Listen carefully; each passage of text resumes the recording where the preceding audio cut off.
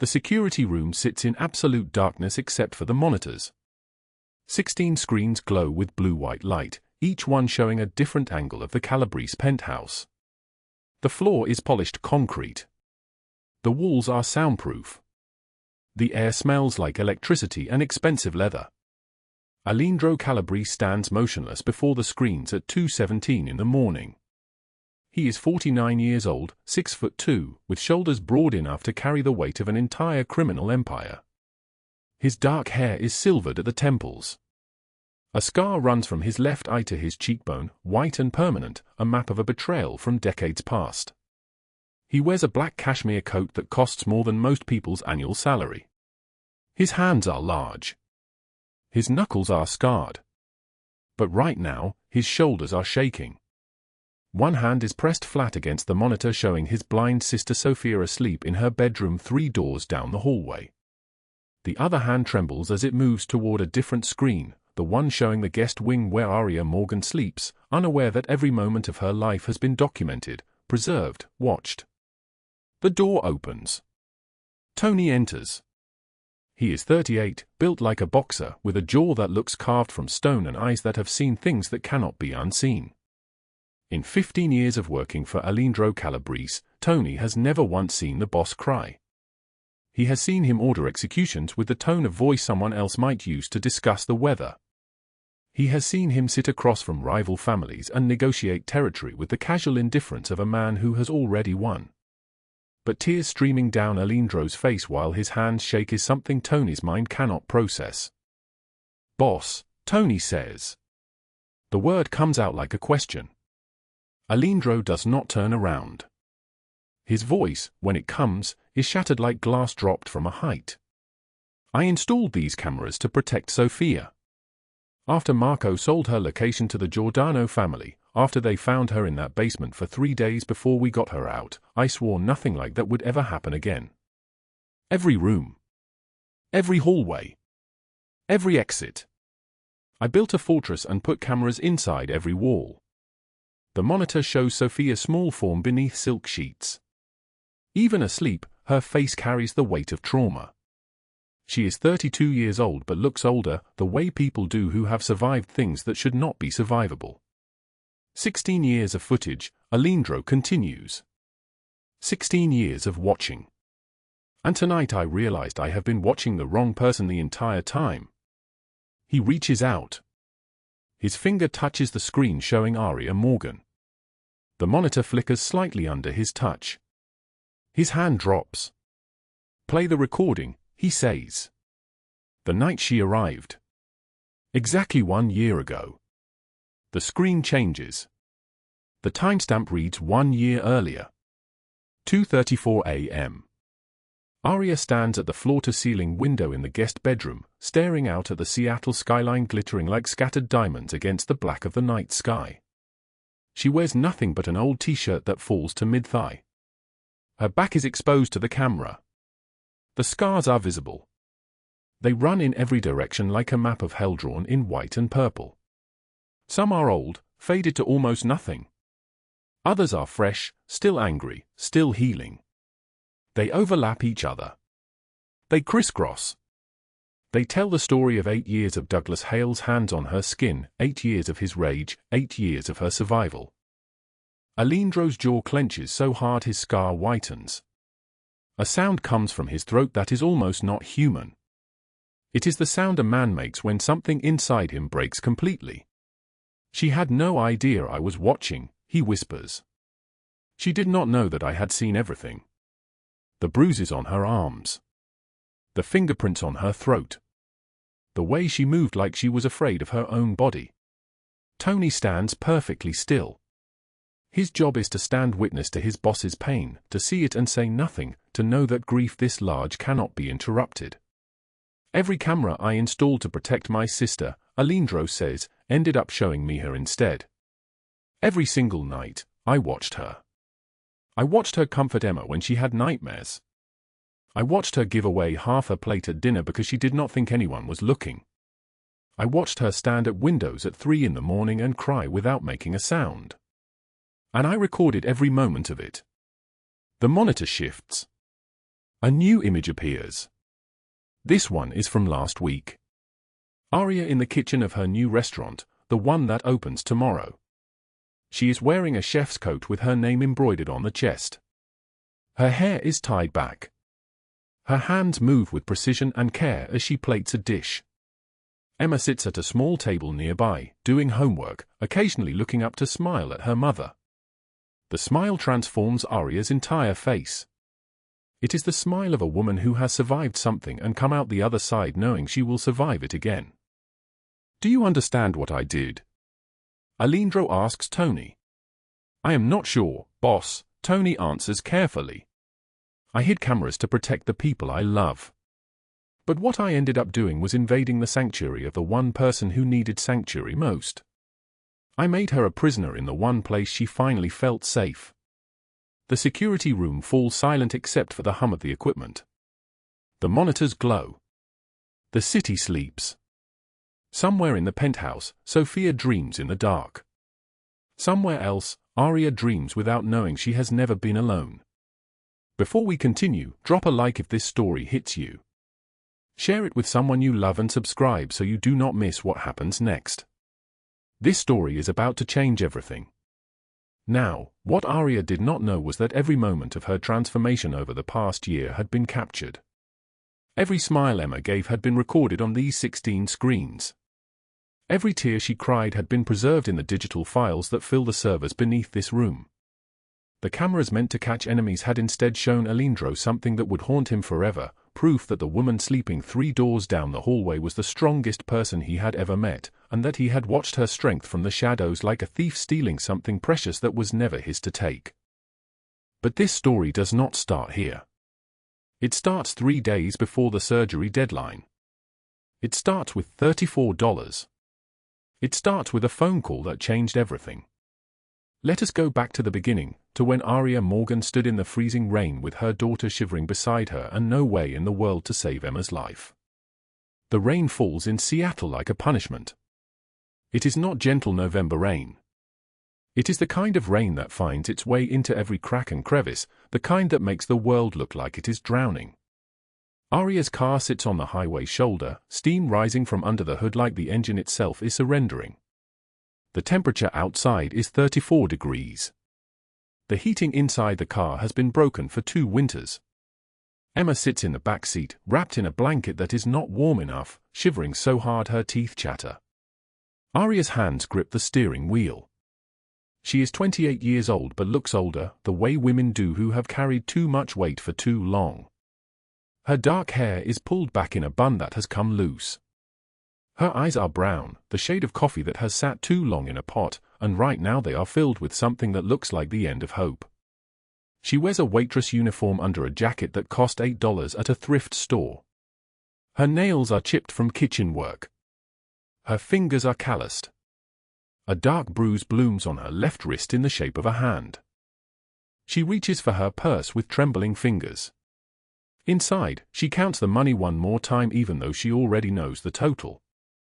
$34. That is all she has left in the world. 3 days ago, the hospital called. Emma's appendix is inflamed. The surgery is scheduled for Friday morning at 6 a.m.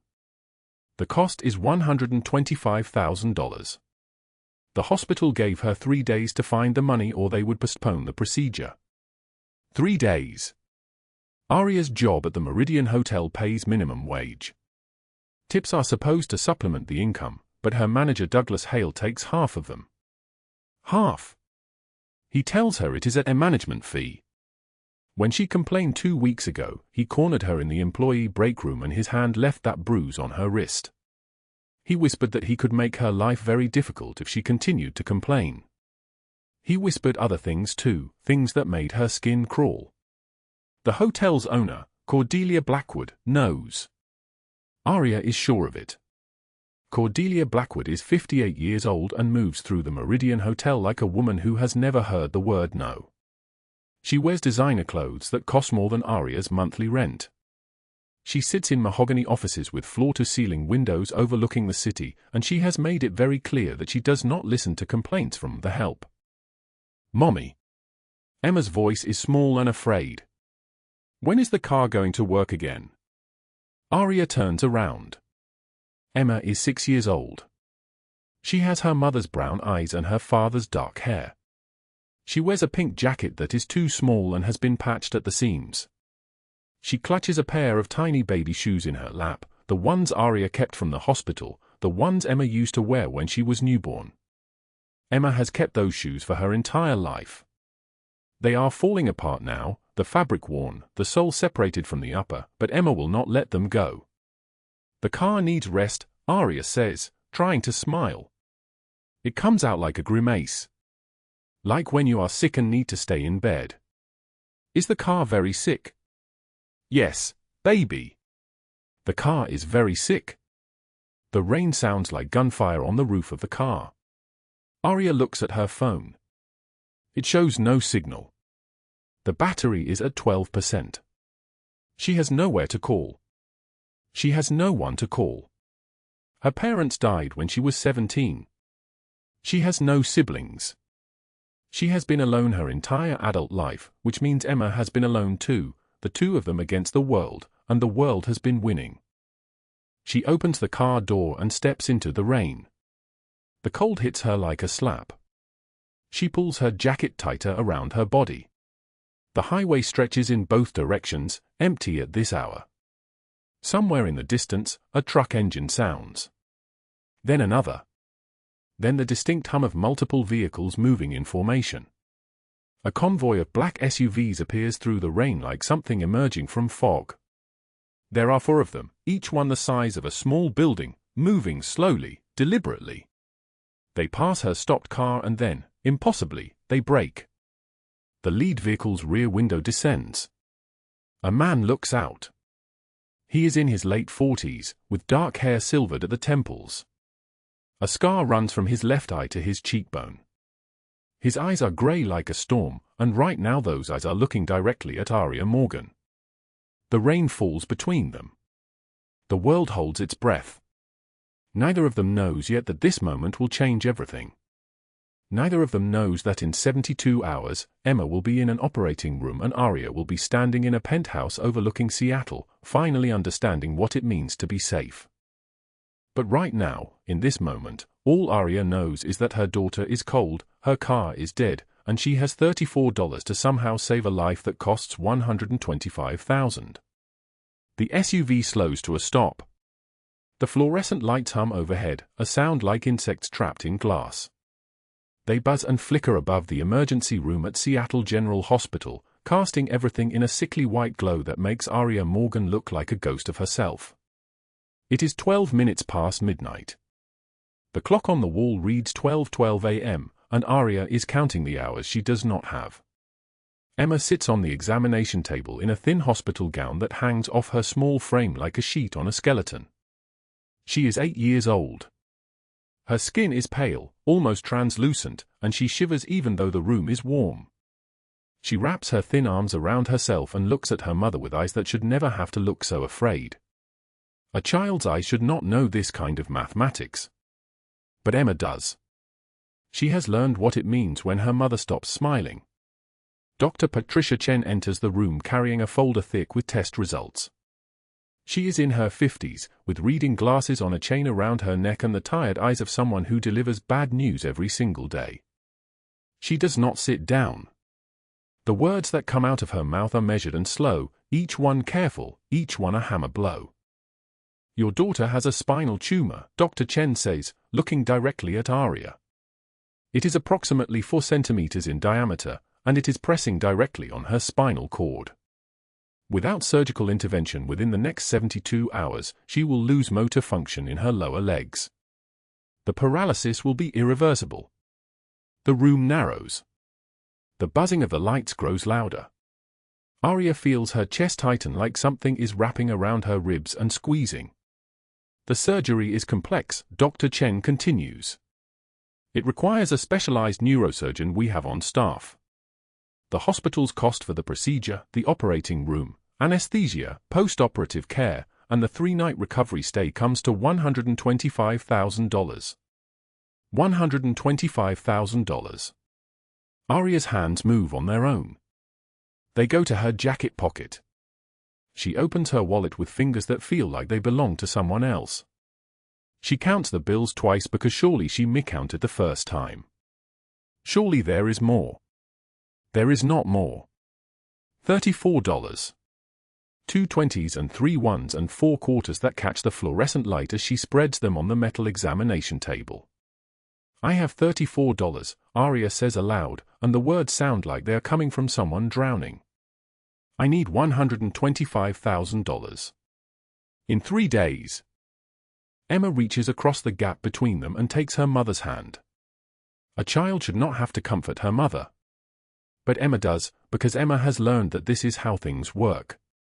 Aria squeezes her daughter's small fingers, and something inside her breaks like a blade through ice. Mama, Emma whispers, are we going to be okay? Aria forces her mouth into the shape of a smile. It is a lie and they both know it, but she says the words anyway because they're the only thing she has left to give. Always, baby. Always. The drive from the hospital to the Meridian Hotel takes 14 minutes. Aria's hands grip the steering wheel so hard her knuckles turn white. She does not remember driving. She does not remember parking in the narrow lot behind the kitchen entrance where the dumpsters overflow with scraps and the concrete is stained with things she does not want to identify. But her car is parked there now, and it is 5:36 a.m., and she has to work. The kitchen at the Meridian Hotel smells like grease and onions and the specific despair of a place where people go to die slowly instead of all at once. The fluorescent lights here are the same as at the hospital, and they buzz with the same hungry sound. The floor is covered in a layer of grime that no amount of mopping has ever fully removed. This is where Aria works double shifts. This is where she has worked for 6 years. Douglas Hale appears at 6:03 a.m. He is 63 years old, with yellow teeth and the bloated face of someone who has spent his entire life drinking things that come in brown bottles. His shirt is unbuttoned at the collar, and his breath smells like whiskey and the rot of a man who has never been told no. He is the manager of the Meridian Hotel kitchen, which means he is the god of this small, suffocating world. Aria is loading the industrial dishwasher when his hand closes around her arm. His fingers are thick and cold, and he squeezes hard enough to leave marks. His thumbnail digs into her skin. The pain is sharp and specific. She knows this pain. She knows the exact pressure it takes before he lets go. You are working until closing tonight, he says, and his breath hits her face like a physical force. No breaks. You understand me. Aria tries to pull her arm away. The squeeze tightens. Mr. Hale, I cannot, she says, and her voice is small, like it is coming from very far away. I have to pick up my daughter from Mrs. Chen's house by 6 p.m. Emma has a doctor's. His hand slides down her back, and his fingers press into her spine through her thin uniform shirt. The touch is not accidental. Nothing he does is accidental. His hand finds the curve where her back becomes her waist, and he leans in close enough that she can smell the decay on his breath. Aria flinches. The flinch is automatic, a thing her body learned years ago. You want to keep this job, he asks, and his voice drops into something that sounds like a threat wrapped in velvet. You want to keep your tips? You do what I say when I say it. Are we clear? She nods. He releases her arm, leaving for perfect crescent marks where his fingers were. Clear, she whispers. 42 floors above the kitchen, in a mahogany office that smells like expensive coffee and old money, Cordelia Blackwood watches through security cameras. She is 58 years old, and she has the kind of beauty that comes from never having been told no. Her suit costs more than Aria earns in a month. Her shoes cost more than a week of her rent. She sits behind a desk made of wood that came from a tree that was already 300 years old when she was born, and she watches Aria flinch on a grainy black and white screen. A young assistant enters the office nervously. She is new, and she still has the foolish idea that the world is just. Ms. Blackwood, we have received another complaint from housekeeping about Mr. Hale. The third one this month. And there is a report from a bartender that. Cordelia does not look up from her coffee. She takes a sip from a cup that costs more than Aria's entire wardrobe, and she speaks without turning from the screen. The help always complains, she says flatly. Document nothing. Delete the emails. And if anyone speaks to corporate, they are fired. Is that clear? The assistant nods and leaves. Cordelia returns her attention to the screen where Aria is washing dishes with raw, red hands. Cordelia watches without feeling anything at all. To her, Aria is not a person. Aria is a problem that serves a function. And problems do not require sympathy. The day stretches like a blade across Aria's back. She works without breaks. She works through hunger and exhaustion. She works because the alternative is not working, and she cannot afford the alternative. When a customer leaves a cash tip on a table, $17, more than she usually makes in an hour, Douglas Hale takes it from her at the end of her shift. For the house, he says, and he pockets the bills without counting them. It is 11:27 p.m. when Aria finally walks out of the Meridian Hotel. Her feet ache. Her back aches. Her arms ache. The night air hits her face, and for a moment she just stands there, breathing the cold Seattle darkness. She sits in her car and counts her money again, even though she counted it this morning and the number will not have changed. $51. She had 34 yesterday. She made 17 in tips today, and Hale took all 17.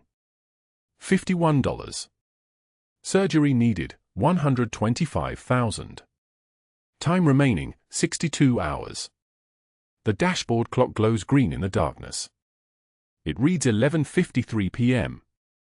Aria puts her forehead against the steering wheel and does not cry, because she learned a long time ago that tears are a luxury item she cannot afford.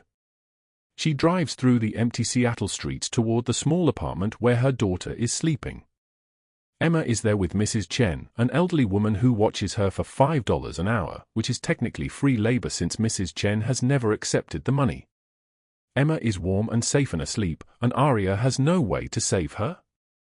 The city lights blur past like a dream she is trying to wake up from. Somewhere in the distance, sirens wail. The sound echoes off the buildings and disappears into the night. Aria drives, and she does not know yet that everything is about to change. She does not know that at this exact moment, 3 blocks away, Salvatore Marino is sitting in the penthouse of a building that owns half of downtown Seattle, and he is receiving a phone call from his younger brother, and the words being spoken over that phone line will set in motion a chain of events that will destroy everything Douglas Hale and Cordelia Blackwood have built. She does not know that her story is about to intersect with the story of a man who has spent his entire life breaking people, and that this intersection will be the most dangerous and most necessary thing that has ever happened to her.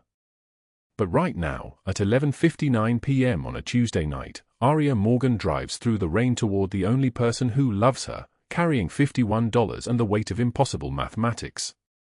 The blizzard swallows the highway whole. Wind screams against the windshield of the 1998 Honda Civic, and Aria Morgan grips the steering wheel with fingers so numb they barely bend.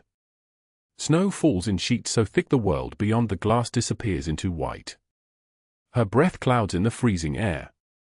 The heat died 3 miles ago, a grinding sound, a final shudder, then nothing but cold pouring through the vents like an open mouth. In the back seat, Emma sits wrapped in every blanket they own, and her lips are turning blue. The dashboard clock reads 2:33 a.m. Surgery is scheduled for noon. 14 hours remain. Aria presses the accelerator, but the car has stopped listening. The engine grinds, coughs, makes a sound like something dying. She turns the key. Nothing. Again. The grinding deepens. 3rd time, the ignition falls silent like a prayer and nobody answered. The car sits in the median of Interstate 5, 12 lanes of emptiness in every direction, and snow keeps falling. Aria checks her phone. No signal. Battery at 6%. She has $34 in her pocket and a daughter whose lips are the wrong color. She has no roadside assistance plan because that costs money. She has no family to call because her mother died when Emma was 2 and her father never knew her name. She has the clothes she is wearing and a sweater in the backseat that has never been warm enough. The wind cuts through the car like a blade wrapped in ice. Emma's teeth chatter so hard Aria hears it over the screaming wind. She climbs into the backseat and wraps her own coat around her daughter's shoulders, her own body now exposed to the cold, and she makes a choice. She lifts Emma, 17 pounds of shivering child, and steps into the blizzard. The wind tears at her throat. Snow stings her face like needles. Visibility drops to maybe 15 feet. She stands in the highway median holding her daughter, and this is how they die. Not in a hospital bed surrounded by machines trying to save them. Not in a warm apartment with Mrs. Chen nearby. They die here, on the shoulder of a frozen highway, because Aria Morgan made the decision that being seen was worth the risk. Then through the white comes sound. Engines. Multiple engines moving in unison, wipers cutting through snow in perfect rhythm. Headlights materialize like ghosts, burning yellow through the storm. A black SUV emerges from the wall of white, then another, then a third. The lead vehicle slows. Stops. The passenger window descends with a whisper of machinery. Inside, Aleandro Calabrese sits in the darkness, his face half-lit by dashboard glow. He is 49 years old but looks carved from something harder than flesh. Dark hair silvered at the temples. A scar runs from his left eye to his jawbone, pale against his skin. He wears a charcoal suit that costs more than Aria's entire apartment, and his eyes are the color of storm clouds. He studies her for exactly 2 seconds. His voice emerges low and solid like an oath, "Get in." Aria hesitates. The cold has already started stealing her thoughts. Emma's shivering has slowed, which is wrong, which is dangerous, which means her daughter's body is giving up. Aleandro leans across the seat. Your daughter is turning blue. You have 10 seconds to decide. Aria moves. She wraps Emma tighter and stumbles toward the SUV, snow catching in her hair, her breath coming in gasps. She yanks open the rear door and climbs inside, and warmth hits like a wall, real heat, the kind that comes from machines and money, the kind she has never felt before. The door closes behind them. The lock clicks. The SUV accelerates through the blizzard and the world outside becomes white noise. The man driving is called Tony. His hands are steady on the wheel, his knuckles covered in faded tattoos of names she cannot read. In the passenger seat, another man called Pietro stares straight ahead, but his eyes flick to the rearview mirror twice, then 3 times, tracking the soaking wet woman and the child turning pink again as heat finds them. Aleandro removes his cashmere coat without asking permission and drapes it over both of them. The fabric is warm from his body and smells like cedar and something else, something expensive. Emma's shivering slows. Her eyes flutter. She falls asleep against Aria's chest, and Aria feels something crack open inside her ribs. The convoy moves through the storm. Through the windshield, the city lights of Seattle appear and disappear like memories. They exit the highway and climb toward the skyline, toward the Calabrese Tower, which rises from downtown like a blade pointing at heaven. The penthouse occupies the entire top floor. Floor-to-ceiling windows frame the blizzard raging 40 stories below, snow accumulating on ledges, the city disappearing beneath white. The furniture is white leather. The floors are marble. A painting hangs on one wall that costs more than Aria will earn in her lifetime, abstract, violent, all red and black. Aleandro carries Emma from the elevator, and Aria follows, dripping, snow melting off her clothes onto the pristine floor. He walks to the guest room and settles Emma onto a bed piled with quilts, then returns to the main room where Aria stands shivering. She has not stopped shivering, though the room is warm. Tony and Pietro have disappeared, but through an open doorway Aria hears them in the kitchen, voices low. She catches fragments, "In 15 years I have never seen him like this." And Pietro's response, "Who is she?" Aleandro returns with blankets and hot chocolate, the mug steaming, the smell so rich it makes her dizzy. He sets it on the glass coffee table. His movements are precise, economical. A man who does not waste motion. The roads are closed, he says. The city is shut down. You are staying until the storm passes. Aria's pride rises up like a fist. I appreciate the help, but we should go. I have no way to repay. It is not charity, Aleandro interrupts. It is logistics. Sit down before you collapse. She sits because her legs betray her. She wraps her fingers around the mug. Steam rises. She drinks, and the heat pours through her like a miracle she does not deserve. Hours pass. The blizzard continues. At some point Aria begins to speak, the words spilling out like water from a broken dam, because silence has never been merciful and this man is looking at her like he is actually listening. She tells him about Douglas Hale and his hands that roam without permission, about the Meridian Hotel and the double shifts and the stolen tips. She tells him about the hospital bill sitting on her kitchen table like a death sentence. She pulls her sleeves down to show him the bruises, purple fading to yellow, in the shape of fingers, in the shape of a choice she did not make. When Aleandro sees the marks on her wrists, something shifts in his face. Not softness, but a different kind of hardness, the kind that precedes violence. Later that night, Aria emerges from the shower wearing clothes that Tony provided, simple black pants and a sweater that actually fits, a revelation so ordinary it makes her want to cry. She has forgotten that she is holding the sweater in her hands, forgotten that Aleandro is in the kitchen making phone calls, forgotten everything except that for the first time in 8 years she is not cold. She steps into the kitchen and pulls the sweater over her head. Aleandro looks up from his phone and sees them. The scars. They map her shoulders and spine like a geography of pain, welts and burn marks and one long slash that required stitches.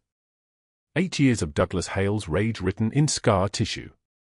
For one moment, Aleandro does not move.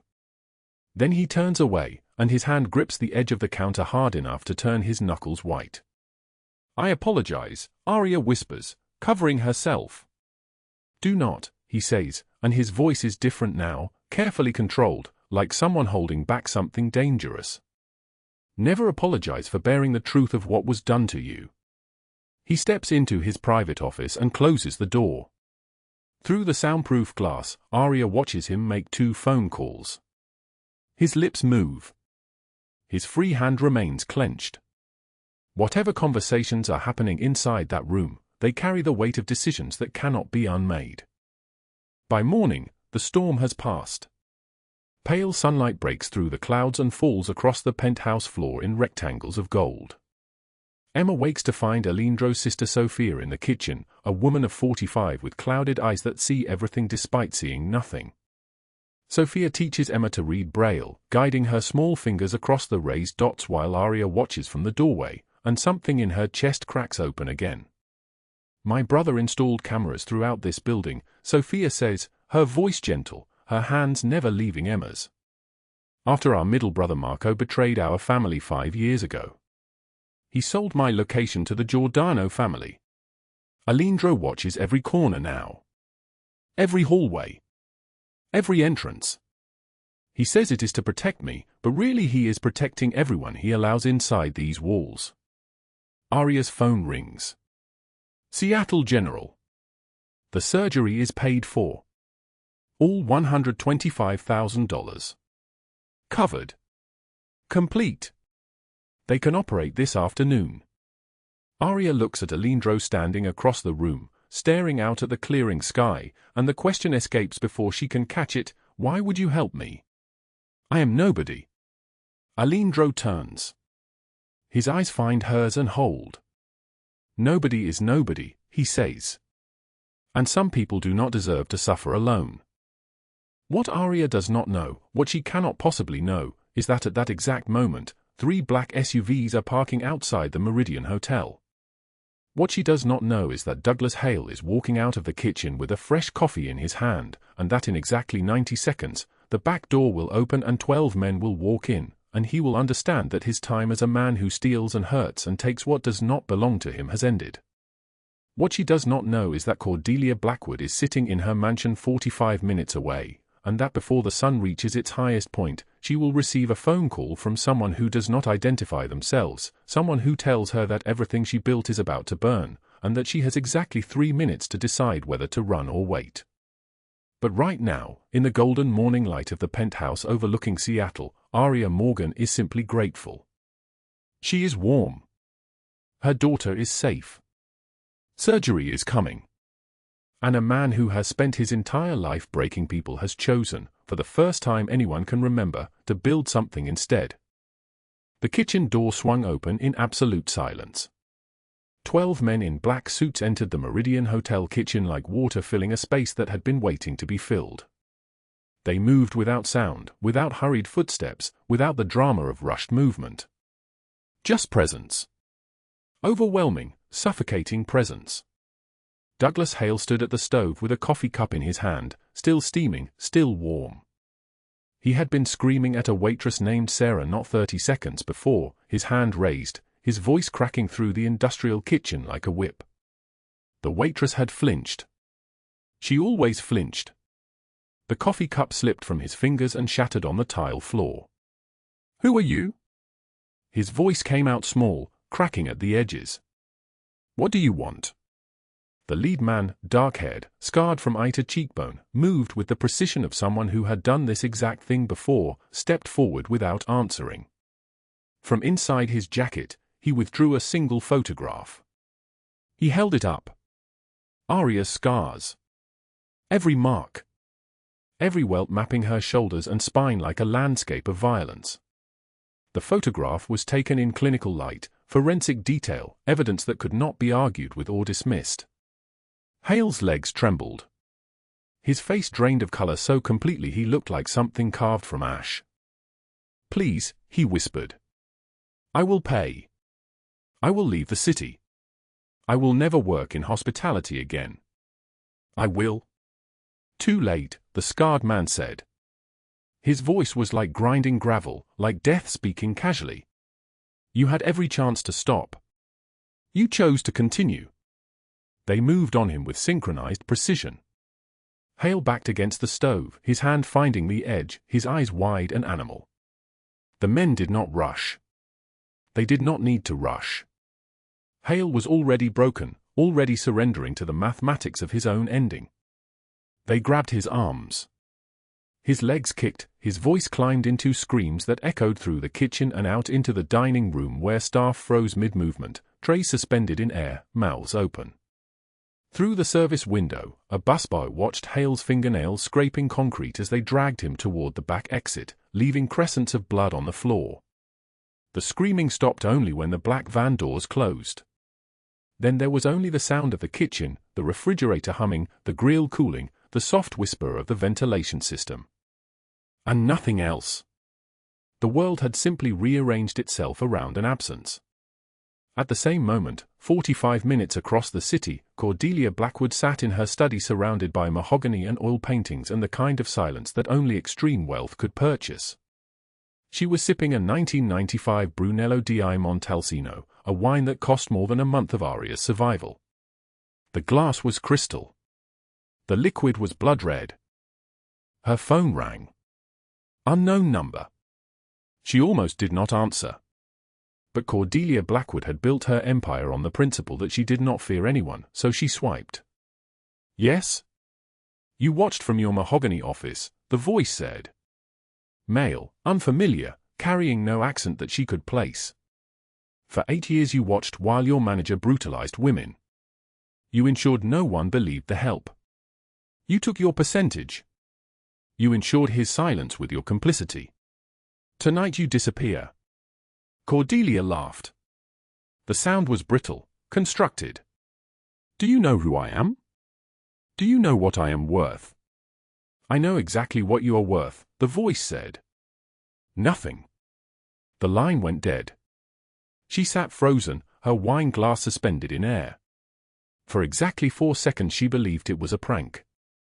By the second 5, she knew it was not. The security footage showed 12 different men cutting through her property simultaneously. They moved through her gardens like men who had studied the architecture of her life. The alarm system failed.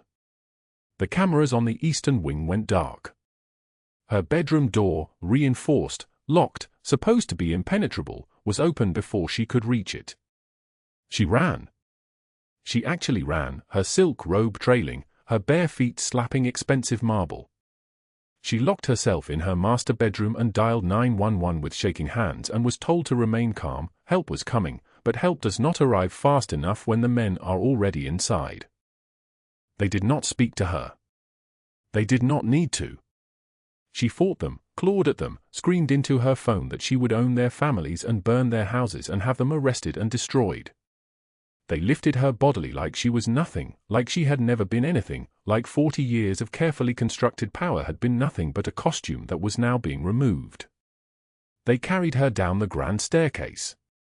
Her neighbors saw the convoy leave, black SUVs disappearing into the Seattle evening. She was handed off to associates in another state, people who did not know her name, who did not care about her money, who kept her in a location where her assets meant nothing and her social standing was transparent as glass. Federal investigators received an anonymous package containing 8 years of documentation. Hotel labor violations. Tax evasion. Conspiracy. An entire network of payoffs and silences and bribes stacked like building blocks of corruption. Within 1 week the FBI raided her empty mansion at dawn with warrants and seizure orders. $40 million in assets frozen. Bank accounts traced. Her shell corporations dismantled. When she resurfaced 3 months later, she was hollow. The investigators found her outside a warehouse in Chicago. She was thinner. Her hair was gray. She did not resist arrest. Federal court took 7 days. The judge sentenced her to 40 years without parole, and when they led her away, the cameras flashing and the news teams shouting, Cordelia Blackwood did not fight. She simply walked. At Seattle General Hospital, the waiting room was white and silent and full of the kind of hope that only exists when people are holding their breath. Emma's surgery lasted 8 hours and 43 minutes. Dr. Chen emerged from the surgical wing with a mask hanging around her neck and exhaustion written across her face, but her eyes were smiling. She is going to be fine, the doctor said. Full recovery expected within 6 weeks. Aria's knees buckled. Aleandro caught her, his hand steady on her back, and for the first time in 3 days she allowed herself to fall forward into the possibility that her daughter would live. That evening, as Emma slept in a hospital bed with her eyes closed and her breathing steady and her heart monitoring its own perfect rhythm, Aleandro sat with Aria in the visitor's chair beside the bed. Neither of them had moved in hours. The night pressed against the window like something alive and watching. "I do not understand why you did this," Aria said. Her voice was barely there, like a candle in wind, like something that might go out if the world shifted too suddenly. Aleandro was silent for a long time. His eyes were on his daughter's face, not his daughter by blood, but his daughter by the choices he had made. The light from the monitors reflected in his eyes like distant fires.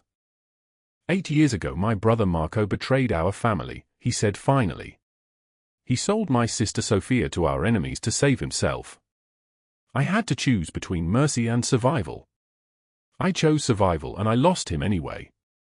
I learned something that night. He turned to look at Aria. Family is not always bound by blood. Sometimes it is the people you choose to protect when the storm arrives. Aria took his hand. Neither spoke after that. At midnight, Tony entered Aleandro's office on the 47th floor. The city lights stretched below them like an electric ocean. "Both handled," Tony said. His voice was low, professional, the voice of someone who understood that certain conversations should never be remembered. The hotel staff saw nothing. The hotel cameras malfunctioned. Hale will never surface. The Blackwood situation is cleaner than that. Federal prison, 40 years. By the time she surfaces, everyone will have forgotten who she was. The Moetti debt. Cleared. Burn the files, Aleandro said, still looking out at the city. This conversation never happened. Tony withdrew silently, closing the door without sound. Aleandro stood alone at the window as the night deepened. Somewhere in this city, in a hospital bed, a little girl who could not see was learning that she could live. Somewhere else, 2 people who had been broken were being reconstructed by something that looked like love. He had spent 49 years building an empire of fear. Maybe it was time to build something else instead. 1 year later, the city looked different when you stopped running. Aria Morgan stood at the floor-to-ceiling windows of the penthouse on the 47th floor, Seattle spread beneath her like a promise kept. The Space Needle pierced the November sky. Ferries cut white lines through the dark water. Somewhere down there, in a restaurant on Pike Street with her name on the window in gold lettering, tables were being set for tomorrow's service. Morgan's Table. The name still felt like a miracle. She had not slept. Sleep was still something she was learning how to do without fear. The apartment behind her was warm. Heat rose through the vents with a steady hum that had become her favorite sound. Emma slept 3 rooms down the hall, her small frame tucked under blankets that cost more than Aria had made in a month working at the Meridian Hotel. The surgery had been successful. The doctors said her vision might return partially as she grew. For now, she navigated the apartment with the confidence of a child who had learned that darkness could not hold her, that walls would not disappear, that the people inside them would stay. Sophia, Aleandro's sister, came twice a week to teach her Braille. Aria listened from the kitchen some mornings, hearing her daughter laugh, a sound like water, clear and persistent and alive. Sophia's own story lived in her fingers now. She taught Emma to read through touch, to understand that sight was only one way to see the world. The two of them had become inseparable, bound by something that had nothing to do with blood and everything to do with recognition. They both knew what it meant to be underestimated. Aria pressed her forehead against the window. 1 year. 12 months. 365 days since a blizzard had trapped her on a highway and black SUVs had emerged from the whiteout like sharks sensing blood. She had not asked questions when Aleandro offered her the guest wing of the penthouse. Not at first. She was too busy trying to understand what had happened to Douglas Hale. The news reported he had disappeared from the hotel kitchen. Security footage showed nothing. The other staff remembered nothing. It was as though the earth had opened and swallowed him whole. Within weeks, Cordelia Blackwood's name appeared in federal indictment documents. The charges were comprehensive. Embezzlement, tax evasion, labor violation spanning 15 years. She had been arrested at her mansion, photographed in handcuffs, her face hollow with the shock of a woman who believed herself untouchable. 40 years federal prison. By the time Aria read the article, Cordelia Blackwood's name had already been forgotten by everyone except the people she had destroyed. The cameras had started appearing after that. Aria had discovered the first one by accident, a small lens embedded in the corner of the guest room ceiling. Her first instinct was fear, rolled fear, the kind that lived in her spine and whispered about men watching, men taking, men deciding what she was worth. But then she understood. The cameras were not watching her. They were watching for threats. They were watching the door, the hallway, the emergency stairwell. Aleandro was keeping her safe in the only way a man like him knew how. Through surveillance. Through control that was not about control but about protection. She had asked Pietro about it once, the older lieutenant with grey at his temples who brought the groceries and checked the security feeds each morning. Why does he do this? She asked. Pietro had looked at her with something like sadness. Because my boss lost his brother to betrayal once. And he swore he would not lose anyone else if he could prevent it. You and your daughter live under his protection now. That means we all watch. All the time. No exceptions. What she did not fully understand then was that Aleandro was watching too. Every morning when he thought she was asleep, reviewing the feeds from her apartment, from the restaurant, from Emma's school. Every night standing in the security room on the 49th floor, surrounded by monitors showing her life unfold in grainy black and white, learning her routines the way a man might learn a prayer. The restaurant had been his investment, channeled through Shell Corporation so she would never trace the money back to him. Anonymous benefactor, the business license said. She had no idea. She thought she had gotten a loan from a small business bureau, filled out the applications herself, built the restaurant through her own hands and her own refusal to stop fighting. And perhaps that was the point. Perhaps he had wanted her to build it that way. Sophia had confronted him about it, Aria learned later. Sophia, who was blind and therefore somehow saw more clearly than anyone else in his life. "You are in love with her," Sophia had said. Not a question. Aleandro had not denied it. That was what Aria loved about him, even now, his refusal to lie about the things that mattered. "She has been broken by men who took and took and took," he had answered. "I will not be another man who takes. If she comes to me, it will be her choice. Despite me. Not because of me. And if she never does." Sophia's blind eyes had turned toward her brother with something like pity. "Then I will watch from a distance and ensure no one ever hurts her again," he had said. For 1 year, he had kept that promise. The restaurant's first anniversary party had ended at 10 o'clock. Aria had left early, exhausted and overwhelmed and so full of gratitude she thought her chest might split open. The reviews had been extraordinary. The Times called her cooking a symphony of survival, which made her laugh and cry at the same time. The place was always full. People came not just for the food but for the story, the woman who had come from nothing and built this warm and alive and generous place where strangers became family across a table. She did not know that Aleandro sat in a corner booth once a week, always facing the door, always with Tony standing nearby. She did not know that he had instructed the kitchen staff to ensure her food never touched the restaurant's main refrigerators, that every ingredient she used was purchased separately and verified for safety. She did not know that the man who sat 2 tables behind her every evening was one of his men, watching, always watching. But she was beginning to understand.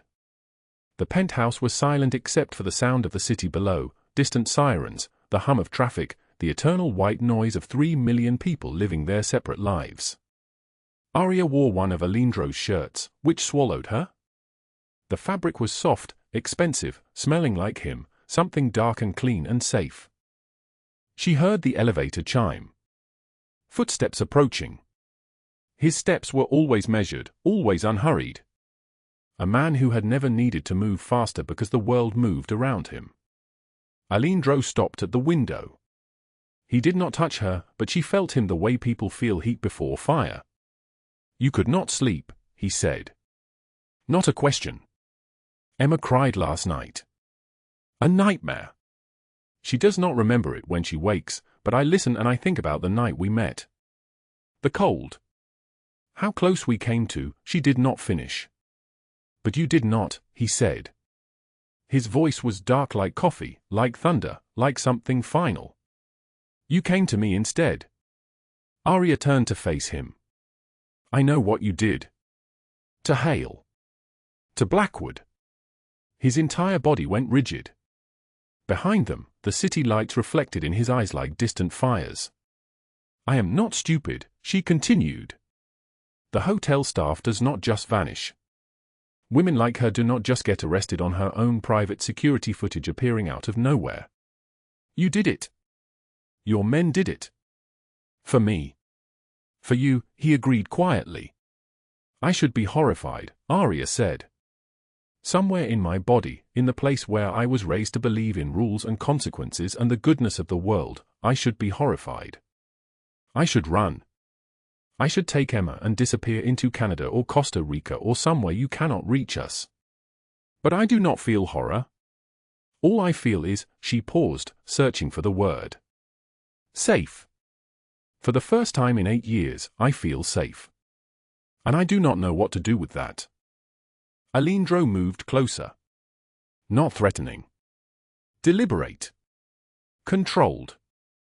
"I installed cameras throughout this building to protect my sister," he said. "After my brother Marco betrayed our family, sold her to enemies, I thought the only way to keep people safe was to see everything. To control everything. I thought I was watching for threats. But instead, I watched you. Every morning you wake Emma with songs. Every night you check on Sophia even though she is not your responsibility. Every day you build something from nothing.